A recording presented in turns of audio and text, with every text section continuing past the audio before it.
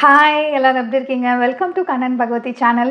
இன்றைக்கி இந்த வீடியோவில் நம்ம என்ன பார்க்க போகிறோன்னா, உங்ககிட்டலாம் இந்த விஷயத்தை ஷேர் பண்ணுறதுல எனக்கு ரொம்பவே சந்தோஷமாக இருக்குது.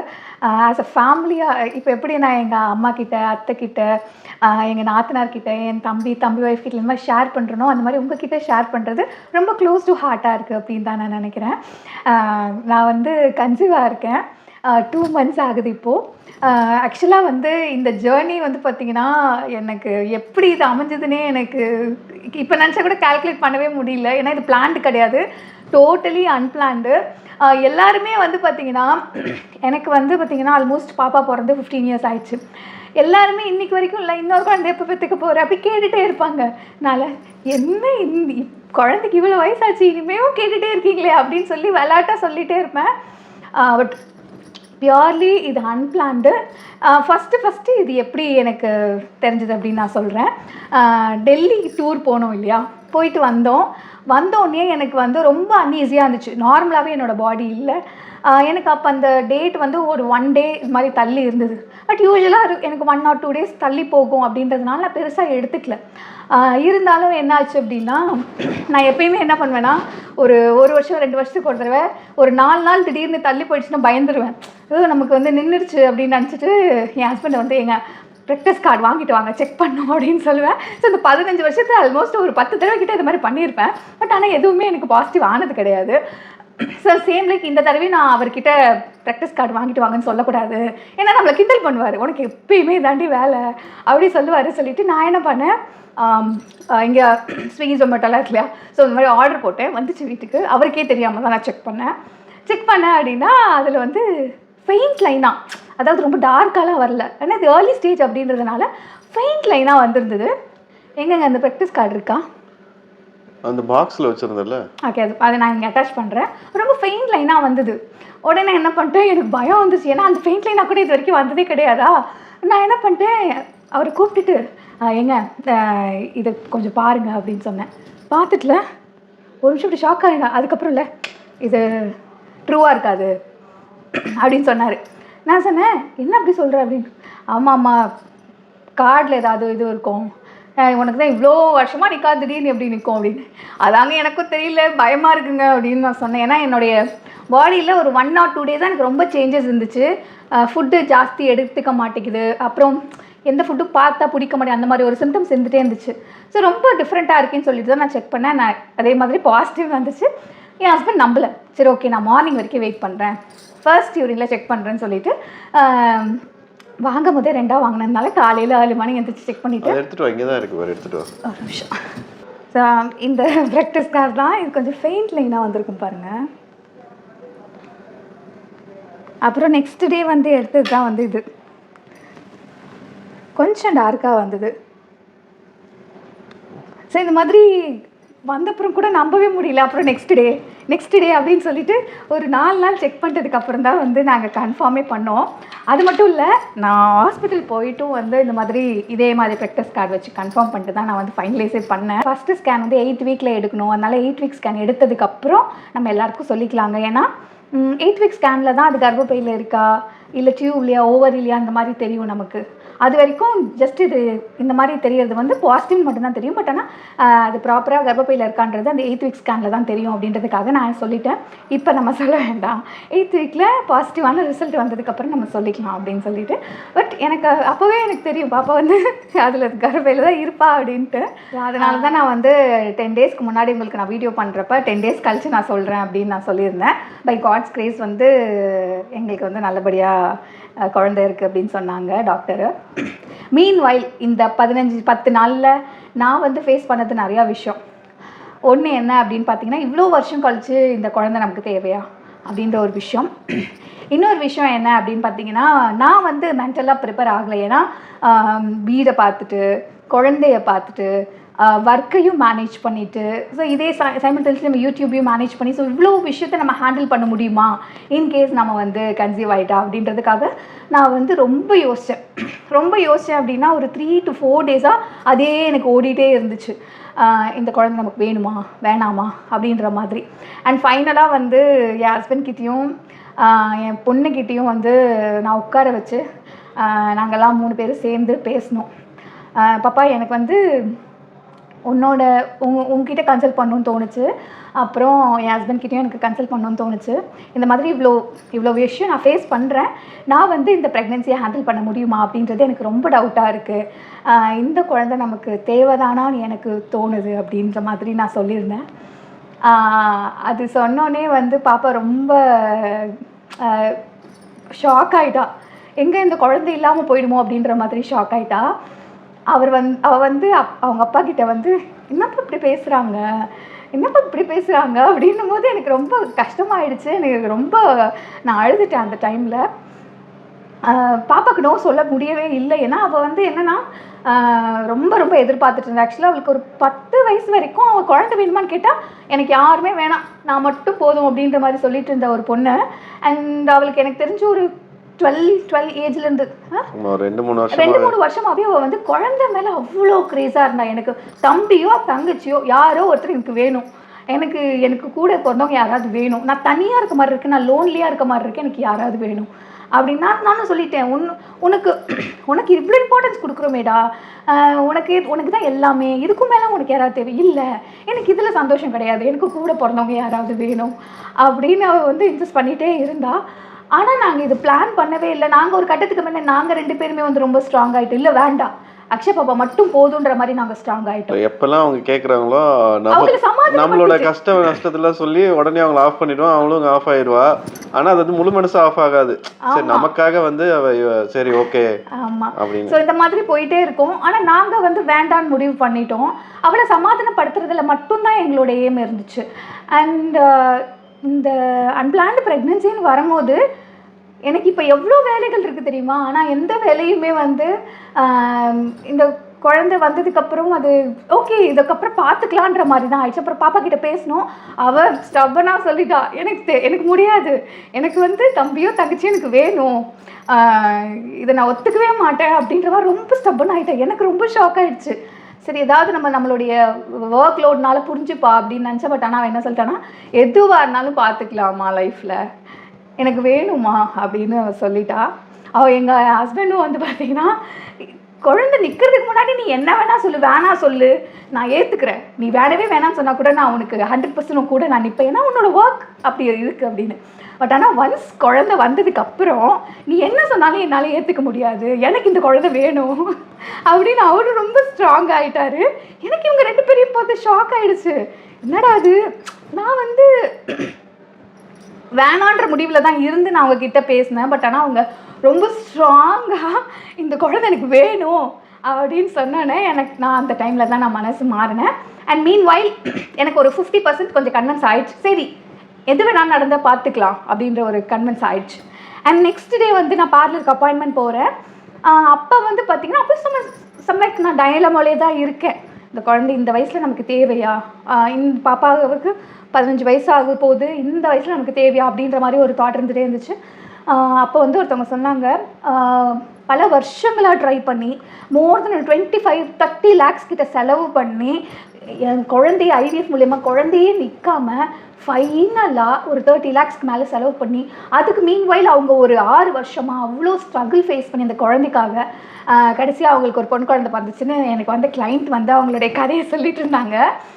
அப்போ தான் வந்து நான் ரியலைஸ் பண்ணேன், ஒரு குழந்தைன்றது ஒரு சாதாரண விஷயமே கிடையாது. ஏன்னா அக்ஷய் பாப்பா பிறக்கிறதுக்கு ஒரு வருஷத்துக்கு முன்னாடி நான் அவ்வளோ ஸ்ட்ரகிள் பண்ணியிருக்கேன். அந்த குழந்தை இல்லாமல் நான் எவ்வளோ கஷ்டப்பட்டிருப்பேன் அப்படின்னு. இப்போ கடவுளாக கொடுத்த ஒரு வரம் தான் இந்த குழந்தைய வந்து நம்ம அழிக்கக்கூடாது, ஏதோ ஒரு காரணத்துக்காக தான் அந்த கடவுள் நமக்கு இந்த குழந்தை கொடுத்துருக்காரு. ஸோ அந்த குழந்தைய நம்ம வந்து கலைக்கக்கூடாதுன்னு ஒரு ஸ்ட்ராங்கான முடிவாக அப்போ நான் எடுத்தேன். இப்போ எதுக்கு அழுகிற? இப்போ இல்லை, அழுகு வந்துருச்சு, சாரி. கலைக்கவே கூடாதுன்னு ஒரு 100% ஒரு ஸ்ட்ராங்கான முடிவு நான் எடுத்தேன். அப்போ தான் நான் வந்து இதெல்லாம் ஒரு 5 நாளுக்குள்ளே நடக்குது, கன்ஃபார்ம் பண்ணி ஒரு 5 டேஸ்க்குள்ளே நடக்குது. அதுக்கப்புறம் என்னாச்சு அப்படின்னா, நான் எல்லாருக்கிட்டையும் சொல்ல ஆரம்பித்தேன். அதாவது ஃபர்ஸ்ட் நம்ம வந்து க்ளோஸாக நம்ம அம்மா, மாமியார், அதுக்கப்புறம் நாத்தனார், அதுக்கப்புறம் தம்பி ஒய்ஃபு, எங்கள் பெரியம்மா, எங்கள் தங்கச்சி, எங்கள் சின்ன மாமியார், ஸோ இந்த மாதிரி எல்லாருக்கும் சொல்லலாம் அப்படின்னு சொல்லிட்டு எல்லாருக்கும் ஒருத்தருக்காக சொன்னேன். எல்லாருமே பயங்கர ஷாக் ப்ளஸ் பயங்கர ஹாப்பி. ஆக்சுவலாக இது வரைக்கும் என்கிட்ட யாருமே வந்து ஒரு கட்டத்துக்கு மேலே யாராக இருந்தாலும் உனக்கு ஒன்றும் தேவையில்லை, இந்த குழந்தைய வளர்த்தா போதும்னு சொல்லவே இல்லைங்க. இன்ன வரைக்கும் எனக்கு இன்னொரு குழந்தை நீ எப்போ பெற்று கொடுப்ப அப்படின்னு தான் கேட்டாங்க. எல்லாருக்குமே பயங்கர ஷாக்கு.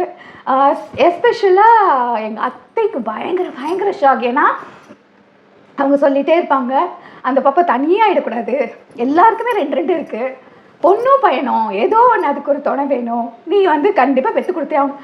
இவங்க என்னடா அது எதையுமே புரிஞ்சிக்காமல் பேசிக்கிட்டே இருக்காங்களே அப்படின்ட்டு நான் நிறைய நாள் நினச்சிருக்கேன். இந்த மாதிரி கன்சீவ் ஆகிட்டேன்னு சொன்னோன்னே அவங்க ரொம்ப ஹாப்பி ஆகிட்டாங்க, பயங்கர ஹாப்பி. எங்கள் அம்மா, எங்கள் அப்பா, தம்பி ஒய்ஃபு, தங்கச்சி வேறு அந்த டைமில் இருந்தாங்க, லீவுக்கு வந்திருந்தாங்க. ஸோ தங்கச்சிலாம் பயங்கர ஹாப்பி. எங்கள் நாத்தனார், பெரிய நாத்தனார், சின்ன நாத்தனார், அதுக்கப்புறம் எங்கள் ரிலேட்டிவ்ஸ், க்ளோஸ் ரிலேட்டிவ்ஸ்க்கு மட்டும் சொன்னேன். எங்கள் பெரியம்மா, சித்தி, சித்தப்பாலைக்கு அந்த மாதிரி எல்லாருக்கும் சொன்னேன். எல்லாருமே ரொம்ப ஹாப்பியாக இருந்தாங்க. இதில் வந்து அந்த ரியாக்ட் நீ ஃபஸ்ட்டு அம்மாகிட்ட காமிச்சப்போ, அப்புறம் உங்கள் அப்பாட்ட காமிச்சப்பெல்லாம் ஃபஸ்ட்டு கொண்டு போய் இப்படி கார்டு காமிக்கிறேன், எங்கள் மாமியார்கிட்ட காமிக்கிறேன். அத்தை இங்கே பாருங்க அப்படின்னு. என்னம்மா தெர்மாமீட்டரா? சரிம்மா அப்படின்னு சொல்லிட்டு வாங்கி உள்ள பாட்டுக்கு அவங்க போறாங்க. அத்தை பாருங்க, ஜுரம் பார்க்குற மிஷின் நினச்சிக்கிட்டாங்க. ஏன்னா இது டிஃப்ரெண்ட்டாக இருக்குல்ல. அப்புறம் குழந்தையா அப்படின்னு கேட்டாங்க. ஆமாம் அப்படின்னு அப்படி கட்டி பிடிச்சி என்ன முத்தம் கொடுத்து கொஞ்சம் தீர்த்துட்டாங்க. அப்புறம் எங்கள் அம்மா கிட்ட காமிச்சோடனே எங்கள் அம்மா புரிஞ்சுக்கிட்டாங்க. எங்கள் அப்பாவுக்கு புரியல இது என்னென்னு, எங்கள் அப்பாவுக்கு தெரியல. எங்கள் அப்பா கிட்ட கிட்ட போய் காமிச்சோன்னே, அப்பா இந்தப்பா, அம்மா என்கிட்ட இருக்குதுமா, அவரும் தெர்மாமீட்டர்னு நினச்சிட்டு என்கிட்ட இருக்குமா அப்படின்னு. அப்பா இது என்னன்னு பாருப்பா அப்படின்னு. இது என்னம்மா, இது இருக்குமா என்கிட்ட காமிக்கிற அப்படின்னு தெரியல, என்னன்னு தெரியல, இந்த மாடர்ன் டெக்னாலஜி அவருக்கு தெரியல. இது எதுக்குமா என்கிட்ட காட்டுற அப்படின்னு. அப்பா கன்சீவா இருக்கேன்ப்பா அப்படின்னு நான் சொன்னேன். அப்படியாடா அப்படின்னு சொல்லி நெத்தியில் முத்தம் கொடுத்தாரு. ஸோ அதே மாதிரி என் தங்கச்சிக்கிட்ட சொன்னோன்னு பயங்கர ஷாக் ஆகிட்டா. எல்லாருக்கிட்டையும் நேரில் போய் நான் சொன்னேன். என் பெரிய நாத்தனாராக இருக்கட்டும், என் சின்ன நாத்தனாராக இருக்கட்டும், என் தம்பி ஒய்ஃபாக இருக்கட்டும், எல்லாருக்கிட்டையும் நேரில் பேசினேன். எல்லாருமே பயங்கர ஹாப்பி. அண்ட் இவ்வளோ ஹார்ட் வெல்கம், அதாவது எப்படி சொல்கிறது, ரொம்ப க்ளோஸ் ஹார்ட் வெல்கம் நான் பார்த்ததே கிடையாது. ஏதோ குழந்தை கன்சீவ் ஆன மாதிரி எல்லாரும் அவ்வளோ சந்தோஷப்படுறாங்க. பட் இந்த குழந்தைக்கு இவ்வளோ இது லாங் கேப்ல, இது பயங்கர லாங் கேப், 15 இயர்ஸ்ங்கிறது இது ஒரு பெரிய ஷாக்கிங் தான். இது ஆமா எல்லாருக்குமே, எனக்கு கேட்டு எல்லாருமே ஓஞ்சிட்டாங்க.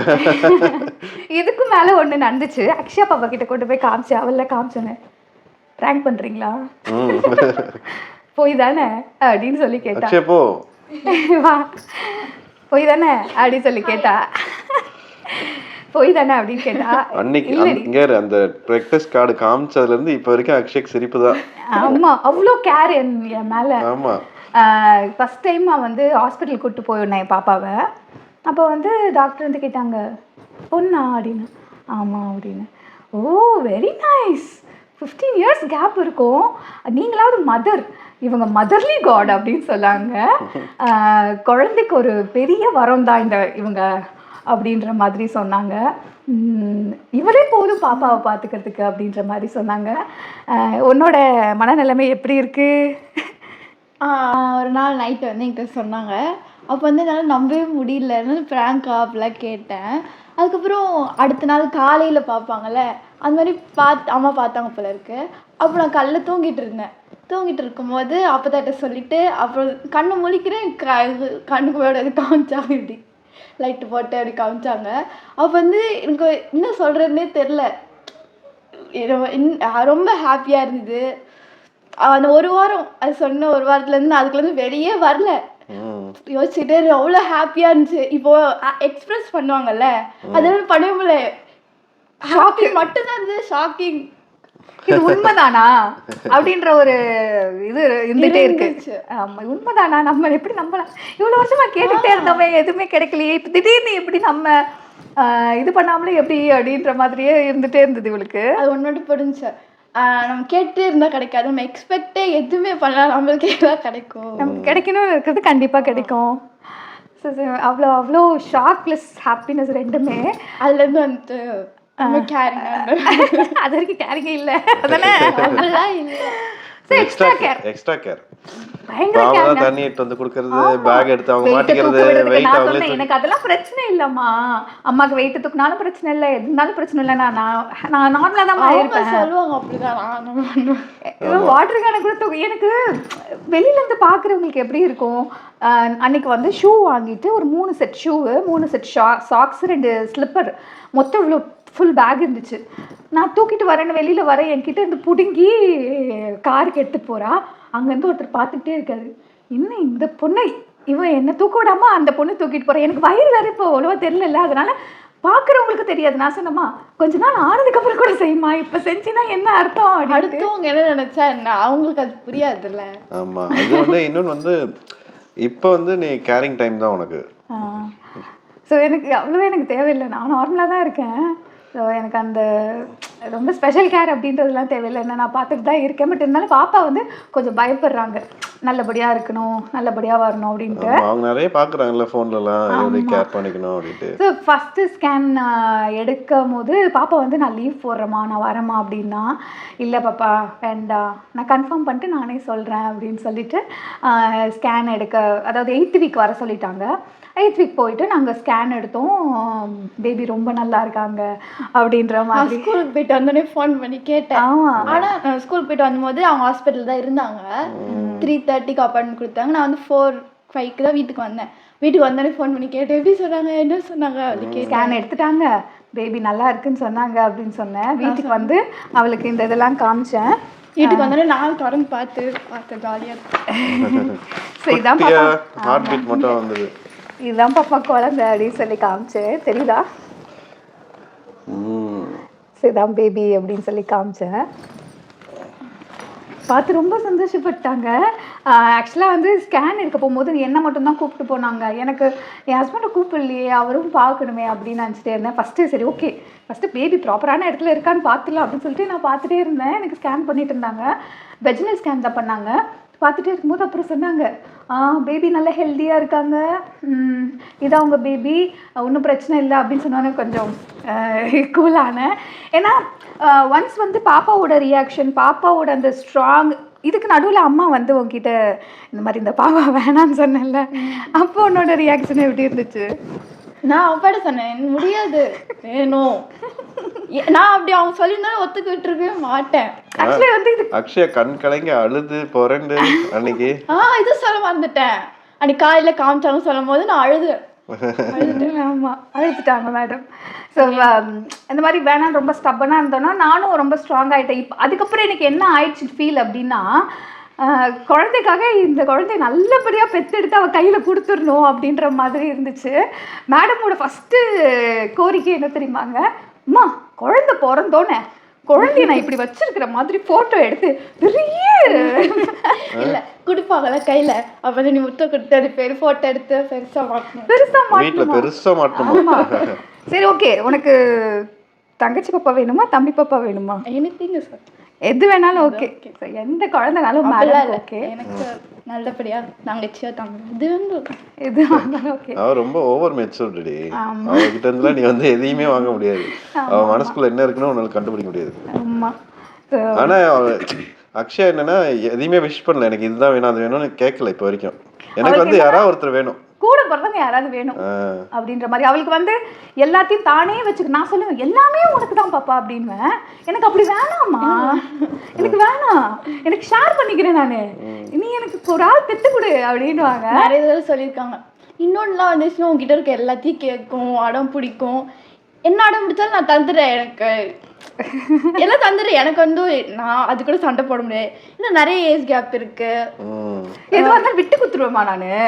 எனக்கு வந்து நிறைய ஏஜ் கேப் இருக்கிறதால நான் ஜஸ்ட் சண்டைலாம் போட மாட்டேம்மா. நான் குழந்தை வந்து மெச்சூர்ட் ஆகி எனக்கு இது வேணும்னு கேட்குற அளவுக்கு நான் காலேஜ் போயிடுவேன். அது ஒரு மெச்சூர் ஆகுறது ஒரு ஸ்கூல் போகும்போது. அதான் இவளுடைய விஷயம் அவங்களோட விஷயம் வந்து டிஃப்ரெண்ட்டாக இருக்கும். அது என்கிட்ட இருக்க ஒரு வாட்சை கேட்குறதா கூட தருவேன், இல்லைன்னா சொல்லி புரிய வைப்பேன், இது பெரியவங்க போடுறது, உனக்கு அக்கா சின்ன சின்ன குழந்தைங்க போடுற மாதிரி வாங்கி தரேன் லைக் அந்த மாதிரி அவ. ஸோ அதான் சொல்கிறேனே அவளுக்கே அதெல்லாம் வந்துடும் அப்படின்னு நான் நினைக்கிறேன். ஸோ அதுக்கப்புறமா என்னாச்சு அப்படின்னா ஸ்கேன் பண்ணிவிட்டு வந்து ரொம்ப நல்லா இருக்குது அப்படின்னு எல்லாருக்கிட்டையும் சொன்னோம். எல்லாருமே ரொம்ப ஹாப்பி. இதுக்கு நடுவில் ஏதோ உங்களுக்கு சொல்லணும்னு நினச்சேன். பாப்பா இதை பேசிட்டு இருந்தால் மறந்துட்டேன். நானும் நிறைய சொல்லணும் வரமாட்டேங்குது. ஏதோ ஒன்று சொல்லணும்னு நினச்சேன். அவ்வளோதான், ஞாபகம் வரல. ஞாபகம் வந்துச்சு அப்படின்னா நெக்ஸ்ட்டு vlogல நான் சொல்கிறேன்.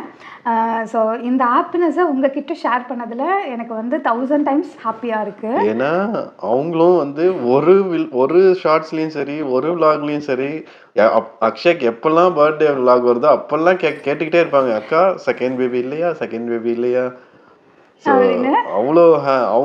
அவ்வளோ வந்து நம்மளை ஃபேமிலியாக பார்க்கறதுனால தான் அவங்க அந்த அக்கறையோடு இத்தனை நாள் கேட்டுக்கிட்டு இருந்தாங்க. ஆமாம். ஸோ இந்த விஷயம் நான் உங்களுக்கு சொன்னதுக்கப்புறம் அதில் வேறு ஒரு சில பேர் வந்து லாஸ்ட்டு இன்ஸ்டா ரீல்ஸ்லையாக இருக்கட்டும், நான் போட்ட லாஸ்ட் வீடியோலையாக இருக்கட்டும், நிறைய பேர் கண்டுபிடிச்சிட்டீங்க. அது எப்படி கண்டுபிடிச்சிங்கன்னு தெரியல. அக்கா நீங்கள் ப்ரெக்னெண்ட்டாக இருக்கீங்க, நீங்கள் ப்ரெக்னெண்ட்டாக தானே இருக்கீங்க அப்படின்ட்டு. அக்கா நீங்கள் ப்ரெக்னெண்ட்டாக இருக்கீங்களா சொல்லுங்கள், எனக்கு தலையே வெடிச்சிடும் போல இருக்கு அப்படின்ற மாதிரிலாம் சொன்னாங்க. ஸோ இவ்வளோ அன்பு உள்ளங்கள் எங்கள் லைஃப்பில் ஒரு சந்தோஷமான விஷயம் நடக்கும்போது இவ்வளோ சந்தோஷப்படுவாங்களா அப்படின்றது தெரில. நம்ம கண்ணுக்கு நேராக பார்க்கல, நம்ம கூட பழகல, ஆனால் நம்மக்கிட்ட இவ்வளோ அன்பு காமிக்கிறாங்களே அப்படின்னு நினைக்கும் போது இவ்வளோ அன்புக்கும் அந்த கடவுளோட அனுகிரகம் இருந்தால் மட்டும்தான் கிடைக்கும். ஸோ அது எங்கள் ஃபேமிலிக்கு கிடச்சிருக்கு, அண்ட் நாளைக்கு பிறக்க போகிற இந்த குழந்தைக்கும் கிடச்சிருக்கு. ஆமாம், இத்தனை நாளாக வந்து நம்ம வந்து ஒரு டைனி ஃபேமிலியாக இருந்தோம். நீ நான் அக்ஷயா ஒரு ட்ரையாங்கிளாக இருந்தோம். ஆமாம், இப்போ வந்து நம்ம ஸ்கொயராக மாற போகிறோம். ஆமாம். ஸோ அதில் அதான் எங்கள் அத்தை இருக்கும்போது அப்படி இருந்தாங்க. அதுக்கப்புறம் இப்போ நாங்கள் ஒரு 5, இப்போ எங்களோட ஃபேமிலி 5 ஆயிடுச்சு. 5 பேர். அதுக்கப்புறம் இன்னொன்று சொல்லிட்டு இருந்தேன், சின்ன வயசு இது தெரிஞ்சதுக்கப்புறம் சின்ன வயசு ஃபோட்டோலாம் பார்த்துட்டு இருக்கும்போது இந்த மாதிரி இன்னொன்று வரப்போதில்ல, இந்த மாதிரியே இருக்கும்ல, இந்த மாதிரியே இருக்கும், உன்ன மாதிரியே தாண்டா இருக்கும் அப்படின்னு நான் சொல்லுவேன். அப்போ இன்னும் அவர் செரிஷ் பண்ணிகிட்டே இருக்கா ஒரு விஷயத்தையும் நினச்சி. இன்னைக்கு காலையில் ஒன்று நடந்துச்சு. இன்னைக்கு காலையில் வந்து கை இங்கே தெரியும்ல, நாடி பிடிச்சி பார்க்குறாங்களா, என்னம்மா ரெட்டை நாடி இன்னும் துடிக்கல, எப்பமா துடிக்கும், இதெல்லாம் உனக்கு யார் சொல்லி கொடுக்குறா? ரெட்டை நாடிலாம் எப்பயோ துடிச்சிருக்குண்டா. அது இல்லை பார்க்க தெரியல, அவளுக்கு பார்க்க தெரியல. ஏன்னா ஒன்று நம்மளுக்குலாம் துடிக்கும்ல, அது தெரியுது. ஆனால் இங்கே வைக்கும்போது எங்கே வைக்கணும் தெரியல. அது வந்து ஹார்ட் பீட் வந்தது அப்புறமே துடிக்க ஆரம்பிச்சிரும். பாப்பாவுக்கு ஹார்ட் பீட் வந்துருச்சு. ஹார்ட் பீட்டில் நல்லா துடிச்சுது. ஹார்ட் பீட்டை பார்த்தோன்னே எனக்கு அவ்வளோ ஹாப்பி, எனக்கு சொல்லவே முடியாது அந்த வார்த்தையால்.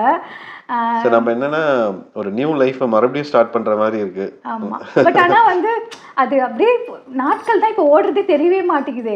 அப்படியே போயிடும். திடீர்னு பாப்பாவும் வளர்ந்து நிற்பாங்க, இவங்களும் வளர்ந்து நிற்பாங்க. அப்படியே ஒரு ஃபுல்ஃபில்டாக எனக்கு தோணும். இந்த ஒரு டிசைன்லாம் நம்ம யோசிச்சு பார்க்காத ஒரு டிசைன் இது. New experience. அண்ட் அது பாப்பாவுக்கு வந்து அதை சொல்லுனேன், ஒன் பாயிண்ட் ஆஃப் டைமில் பாப்பா அவ்வளோ ஸ்ட்ராங்காக இருக்கும்போது இது கடவுள் பாப்பா கட்டி கொடுத்தது, அது என்ன ஆனாலும் அதை வந்து அவள் கையில் சேர்க்காம விடக்கூடாது அப்படின்ட்டு நான் ரொம்ப ஸ்ட்ராங் ஆகிட்டேன். ஸோ இந்த ஹாப்பினஸான விஷயத்தை உங்ககிட்ட ஷேர் பண்ணதில் ரொம்ப ரொம்ப நன்றி. அண்ட் நீங்களும் எனக்காக கடவுள்கிட்ட ப்ரே பண்ணுங்கள், நல்லபடியாக இந்த குழந்தைய நான் இந்த உலகத்துக்கு பெற்று கொடுத்து என் பொண்ணு கையில் கொடுக்கணும். அதுதான் என்னோட இப்போ ஒரே ஆசையாக இருக்குது. எவ்வளவோ மைண்டில் குழந்தை பிறக்கிறதுக்கு முன்னாடி ஒரு தாட்லாம் இருக்கும், இப்படி பண்ணணும், இப்படி சம்பாதிக்கணும், அப்படி போகணும், அந்த ஊருக்கு போகணும், இந்த ஊருக்கு போகணும், இவ்வளோ நகை வாங்கணும், அவ்வளோ. இப்போ ஒரே ஒரு விஷயம் என்ன திரும்ப தோணுது, குழந்தைய நல்லபடியாக பெற்றெடுத்து அக்ஷயா பாப்பா கிட்ட கொடுக்கணும் அப்படின்ற ஒரே ஒரு தாட் மட்டும்தான் இருக்குது. அண்ட் ரியலி நான் என்ஜாய் பண்ணிட்டு தான் இருக்கேன் இந்த ஃபேஸ் ஆஃப் லைஃப்பையும். ஸோ என்னை விஷ் பண்ண போகிற எல்லாருக்குமே ரொம்ப ரொம்ப ரொம்ப நன்றி. என் குழந்தைக்காகவும் எங்கள் ஃபேமிலிக்காகவும் நீங்கள் கடவுளை வேண்டிக்கோங்க. உங்களை வேறு ஒரு இன்ட்ரெஸ்டிங்கான வீடியோவில் சந்திக்கிறேன். நன்றி, வணக்கம், பாய்.